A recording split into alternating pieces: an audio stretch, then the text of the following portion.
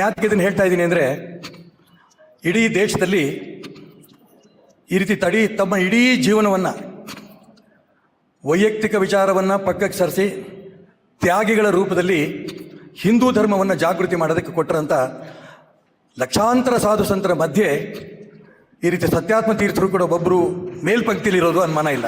ಏನು ವೈಯಕ್ತಿಕವಾಗಿ ಏನು ಸ್ವಾರ್ಥ ಇದೆ ಅವರಿಗೆ? ಸತ್ತಿನಲ್ಲಿ ಚಾತುರ್ಮಾಸದಲ್ಲಿ ಕೂತಿದ್ರು ಅವರು.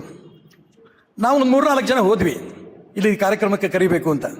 ಅವ್ರು ಹೋಗ್ತಿದ್ದಂಗೆ ನಮ್ಮ ಒಂದು ರೂಮಲ್ಲಿ ಕರ್ಕೊಂಡೋದ್ರು. ರೂಮ್ ತುಂಬ ದೊಡ್ಡ ಹಾಲ್, ತುಂಬ ಜನ ಇದ್ದರು. ನಮ್ಮನ್ನೇ ಸಪ್ರೇಟಾಗಿ ಕರ್ಕೊಂಡೋಗಿ ಕೂರಿಸ್ಕೊಂಡು ಏನು ಹೇಳ್ತಾರಪ್ಪ ಅಂತ ನನಗೂ ಆಶ್ಚರ್ಯ. ಅವ್ರು ಹೇಳಿದ್ದು ಒಂದೇ ಮಾತು, ನೋಡಪ್ಪ ನಿಮ್ಮ ಸರ್ಕಾರ ಇದೆ, ಹೇಗಾರು ಮಾಡಿ ಗೋಹತ್ಯೆ ನಿಷೇಧ ಮಾಡಬೇಕು. ಬೇರೆ ಬೇರೆ ಸ್ವಾಮಿಗಳು ಭಾಳ ಜನ ಹತ್ರ ನೋಡಿದ್ದೀನಿ, ಅವ್ರು ಸಪ್ರೇಟ್ ಕರ್ಕೊಂಡು ಹೋದ್ರು ಅಂದರೆ ನಮ್ಗೆ ಒಂದು 5 ಕೋಟಿ ಕೊಡಿಸಿ, 10 ಕೋಟಿ ಸರ್ಕಾರದ ಕೊಡಿಸಿ ಅಂತ. ಅವ್ರು ಏನೂ ಹೇಳಲಿಲ್ಲ. ಹಿಂದೂ ಧರ್ಮ ಉಳಿಬೇಕು, ಗೋಹತ್ಯೆ ನಿಷೇಧ ಆದರೆ ಈ ದೇಶಕ್ಕೆ ಸ್ವತಂತ್ರ ಬಂದಂಗೆ ಲೆಕ್ಕ, ಹೇಗಾರು ಮಾಡಿ ಗೋಹತ್ಯೆ ನಿಷೇಧ ಮಾಡಬೇಕು ಅಂತ ಸ್ಫೂರ್ತಿ ಕೊಟ್ಟವರು ಸತ್ಯಾತ್ಮ ತೀರ್ಥರು. ಅವ್ರು ಹೇಳಿದ ಪ್ರಕಾರ ಮುಖ್ಯಮಂತ್ರಿಗಳ ಹತ್ರ ಮಾತಾಡಿ ಕ್ಯಾಬಿನೆಟಲ್ಲಿ ತಂದು ಗೋಹತ್ಯೆಯನ್ನು ನಿಷೇಧ ಮಾಡಿದಂಥ ವ್ಯವಸ್ಥೆಗೆ ಕಾರಣ ಪೂಜ್ಯ ಸತ್ಯಾತ್ಮ ತೀರ್ಥರು ತಪ್ಪಾಗಲಿಕ್ಕಿಲ್ಲ. ಕರ್ನಾಟಕ ರಾಜ್ಯದಲ್ಲಿ ಅನೇಕ ಮಠ ಮಂದಿರಗಳಿದೆ. ಅನೇಕ ಮಠ ಮಂದಿರಗಳು ನಮಗೆ ಫೋನ್ ಮಾಡಿ ಕರೆದ್ರು ಒಂದ್ಸರಿ, ನೀವೆಲ್ಲಿದ್ದೀರಿ ಬನ್ನಿ ಮಾತಾಡ್ಬೇಕು ನಿಮ್ಮ ಹತ್ರ. ನಾನೊಂದು 2-3 ಜನ ಸ್ವಾಮಿಗಳು ಇರಬೇಕು ಅಂತ ಅಲ್ಲಿ ಹೋದರೆ ಅಲ್ಲೊಂದು 39 ಜನ ಮಠಾಧಿಪತಿಗಳು ಒಟ್ಟಿಗೆ ಕೂತಿದ್ರು. ನನಗೂ ತುಂಬ ಆಶ್ಚರ್ಯ. ನಮ್ಮ ಹಿಂದೂ ಸಮಾಜದ ದುರ್ದೈವ, 39 ಜನ ಸ್ವಾಮೀಜಿಗಳು ಒಟ್ಟಿಗೆ ಕೂತಿದ್ರಲ್ಲ, ಅದು ಆನಂದ ಅಂತೇಳಿ ಸಾಷ್ಟಾಂಗ ನಮಸ್ಕಾರ ಮಾಡಿದೆ ನಾನು.